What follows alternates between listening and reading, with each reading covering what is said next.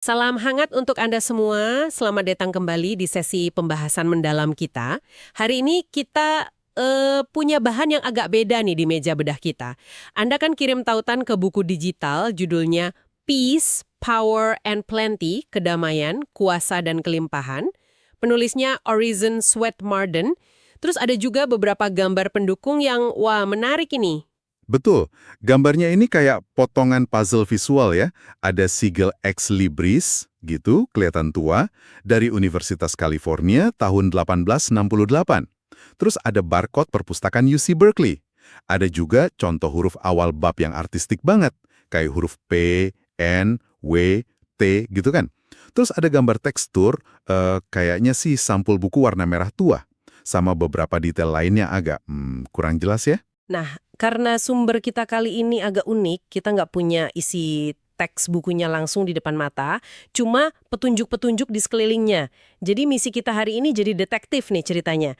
Kita coba bongkar semua petunjuk ini buat ngerti, buku ini tuh seperti apa sih sebenarnya, apa yang mungkin ditawarkan, dan kenapa ini bisa jadi ya relevan atau menarik buat Anda. Siap nggak nih buat penelusuran ini? Oke, mari kita mulai aja. Mungkin paling enak mulai dari judulnya kali ya. Kan mencolok banget tuh, peace, power, and plenty. 3 kata gede. Iya, kedamaian, kuasa, kelimpahan. Kedengerannya kayak daftar harapan semua orang ya. Langsung kebayang gitu. Tenang batin, punya kemampuan, terus hidup cukup.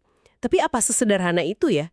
Jangan-jangan Marden punya makna lain atau hubungan khusus gitu di antara ketiganya. Nah, itu dia pertanyaan kuncinya. Yang menarik di sini kan, Marden nggak cuma ngelis 3 hal bagus ini gitu aja. Dengan dia sandingkan dalam satu judul, kayak dia mau bilang ada sistemnya, ada hubungan erat, mungkin malah ada formula. Kedamaian itu kan kondisi internal ya. Terus kuasa itu kemampuan bertindak atau pengaruh pribadi. Dan kelimpahan, nah ini hasil eksternal, bisa materi bisa enggak. Gimana ketiganya ini nyambung? Hmm, apa mungkin kayak segitiga gitu? Atau tangga? Misalnya harus damai dulu baru bisa punya kuasa, terus kelimpahan baru ngikut. Atau malah kebalikannya? Bisa jadi sih salah satu dari itu. Atau mungkin sesuatu yang lebih jalan barengan gitu. Literatur pengembangan diri, apalagi dari era Mardin ya, itu sering banget ngeksplor hubungan antara kondisi pikiran sama hasil di kehidupan. Tema ini sentral banget. Mereka nggak cuma nanya apa yang orang mau, kedamaian, kuasa, kelimpahan, tapi gimana cara nyapainya.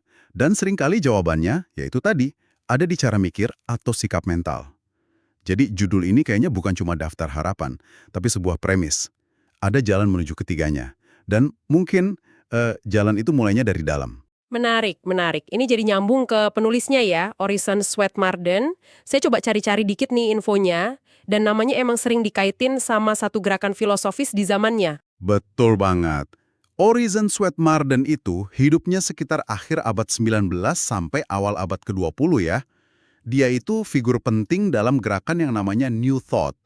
Intinya, New Thought ini keyakinan kuat kalau pikiran kita, apa yang kita yakini, fokus kita, sikap mental kita, itu punya kekuatan nyata buat ngebentuk realitas kita, kesehatan kita, kesuksesan kita. Bukan sihir ya, tapi lebih ke arah gimana mentalitas positif, optimisme, sama ketekunan itu bisa buka peluang dan ngatasin rintangan. Gitu kira-kira. Ah, oke. Jadi ini bukan sekedar buku motivasi, ayo semangat, yang biasa gitu ya, tapi kemungkinan akarnya dari filosofi spesifik tentang kekuatan pikiran. Kalau tahu latar belakang New Thought ini, jadi ngasih kita kacamata baru buat lihat judul tadi. Mungkin Marden mikirnya, kedamaian, kuasa, kelimpahan itu bukan dicari di luar, tapi diciptain dari dalam, lewat kekuatan mental kita. Sangat mungkin pendekatan Marden itu kemungkinan besar fokusnya ke pengembangan karakter, disiplin mental, sama numbuhin keyakinan sama potensi diri.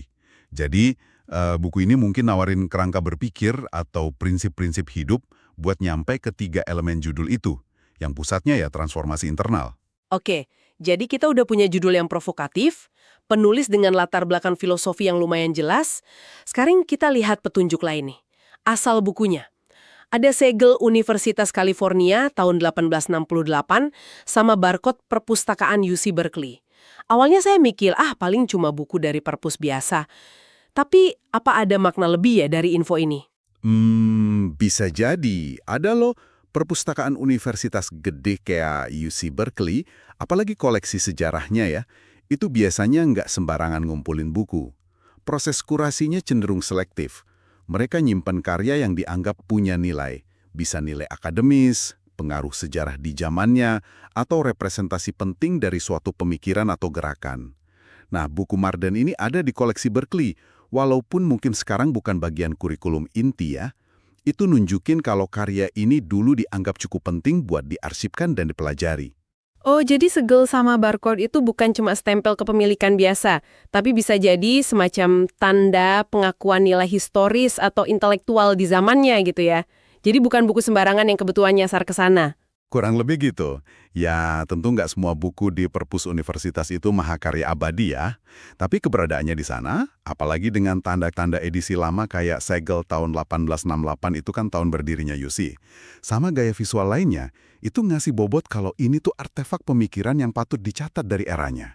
Ini bukan buku self-help yang baru terbit kemarin sore gitu. Nah, ini nyambung nih sama petunjuk visual lainnya. Huruf-huruf awal bab yang Anda sebut tadi, yang P, N, W, T, C, O, A, S itu, gambarnya detail banget loh. Ornamennya banyak, ada ukiran bunga atau figur gitu, rumit kelihatannya. Jelas bukan desain minimalis modern kan? Tepat sekali. Gaya drop caps yang artistik kayak gitu tuh khas banget dari era cetak tertentu. Mungkin akhir abad 19 atau awal abad 20. Waktu itu estetika sama keindahan fisik buku masih dihargai banget. Mereka percaya kalau presentasi buku itu harus nyerminin bobot sama keindahan isinya juga. Jadi bukan cuma wadah informasi, tapi objek seni juga.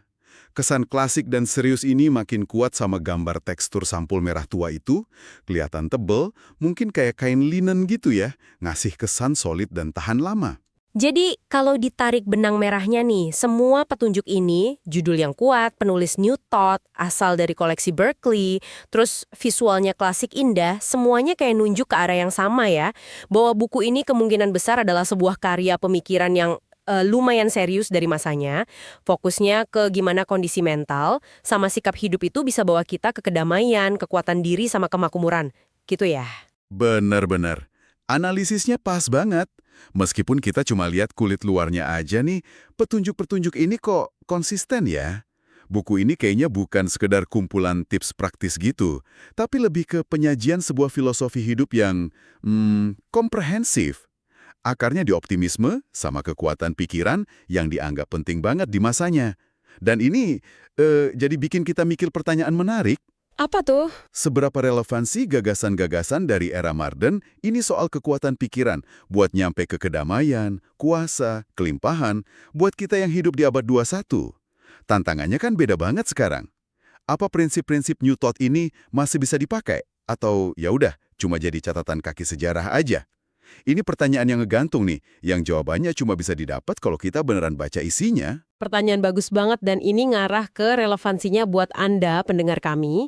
Sebagai seorang pembelajar yang kita tahu suka banget gali pengetahuan, cari perspektif beda, terus dapat momen aha, nganalisis sumber kayak gini walaupun cuma dari petunjuk keluarnya, bisa jadi seru banget kan? Tepat. Justru karena kita nggak punya teksnya, proses investigasi ini ngelatih kita buat baca konteks. Ngerti dari mana sebuah ide datang, siapa yang ngomong, gimana disajiinnya, terus di mana ditempatinnya, kayak di perpus berbi ini. Itu skill penting banget buat pembelajar manapun. Ini bantu kita ngadapin informasi apapun dengan lebih kritis dan kaya perspektif, bahkan sebelum kita baca baris pertamanya. Jadi meskipun hari ini kita nggak bisa kasih rangkuman isi buku ala kadarnya gitu ya, tapi penelusuran konteksnya ini sendiri udah punya nilai ya. Saya rasa gitu sih. Kalau kita sambungin ke gambaran gedenya, tema universal soal nyari kedamaian batin, pemberdayaan diri, sama hidup berkelimpahan itu kan nggak lekang waktu ya. Orang zaman Marden nyari itu, kita sekarang juga masih nyari. Buku ini mungkin nawarin salah satu jawaban atau perspektif historis tentang gimana orang dulu ngedeketin pencarian ini, terutama lewat jalur mental dan spiritual yang ditekankan New Thought. Ngeliat gimana generasi sebelumnya bergelut sama pertanyaan eksistensial yang sama, tuh kadang bisa ngasih insight yang nggak kepikiran loh. Setuju, setuju. Kadang kita mikir masalah kita tuh unik banget, padahal orang 100 tahun lalu mungkin udah mikirin hal yang mirip, cuma konteksnya aja beda. Jadi, oke kalau kita rangkum penelusuran kita hari ini, kita punya buku Peace, Power, and Plenty, karya Orison Swett Marden, tokoh penting gerakan New Thought. Judulnya janjikan eksplorasi hubungan antara kedamaian batin, kekuatan pribadi, dan kemakmuran. Keberadaannya di koleksi UC Berkeley, sama presentasi visualnya yang klasik, nandain ini karya yang dianggap signifikan di masanya, bukan bacaan enteng biasa. Dan inti spekulasi kita, berdasarkan semua petunjuk ini ya, adalah buku ini kemungkinan besar nawarin filosofi dan metode yang fokusnya di kekuatan pikiran sama sikap mental sebagai kunci buat buka potensi penuh manusia. Dan buat mencapai kehidupan yang diinginkan yaitu tadi, kedamaian, kuasa, dan kelimpahan. Ini esensi dari banyak ajaran Marden dan Newtov. Tentu aja, sejauh mana validitasnya, terus bisa diterapin apa nggak hari ini, itu soal lain yang butuh pembacaan langsung, nggak bisa cuma dari bungkusnya. Baiklah, penelusuran detektif kita terhadap sumber yang Anda bagikan, tautan dan gambar terkait Peace, Power, and Plenty, kayaknya udah sampai di kesimpulan sementara ini ya. Kita udah bedah judulnya, gali dikit soal penulis dan filosofinya, mikirin makna di balik asal-usul perpusnya, dan ya, mengagumi tampilan visual klasiknya. Semua ini ngasih kita gambaran yang lumayan kaya lah tentang apa yang mungkin ada di balik tautan itu. Judulnya sendiri, kedamaian, kuasa, kelimpahan, itu tetap jadi pusat teka-teki yang menarik sih menurut saya. Gimana persisnya Marden jelasin hubungan ketiganya? Apa ada urutannya? Apa kedamaian itu fondasi, atau malah puncak pencapaian setelah kuasa dan kelimpahan didapat? Atau jangan-jangan ketiganya itu aspek yang nggak bisa dipisah dari kondisi kesadaran tertentu yang diajarin?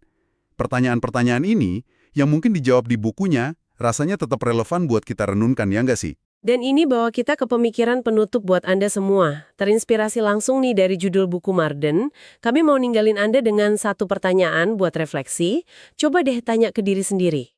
Saat ini nih, di fase hidup Anda sekarang, kalau harus milih satu aja di antara kedamaian, kuasa dalam arti positif ya, kemampuan buat bertindak dan berdaya, atau kelimpahan, mau materi atau non-materi, mana yang rasanya paling penting atau paling Anda cari? Kenapa aspek itu yang jadi fokus utama Anda sekarang? Dan lanjutannya, coba renungkan juga.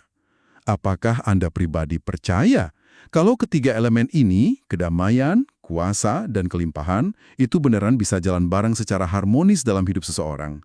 Atau jangan-jangan selalu ada trade-off, di mana ngejar salah satu seringkali harus ngorbanin yang lain? Gimana menurut Anda? Ini bukan kuis ya, cuma ajakan buat refleksi pribadi aja. Jawaban Anda mungkin bisa kasih petunjuk menarik tentang nilai-nilai dan prioritas Anda saat ini. Terima kasih banyak sudah gabung di penelusuran sumber kali ini. Semoga eksplorasi kita terhadap petunjuk-petunjuk di sekitar buku Marden ini bisa memantik rasa ingin tahu dan ngasih perspektif baru. Sampai jumpa di pembahasan mendalam kita berikutnya.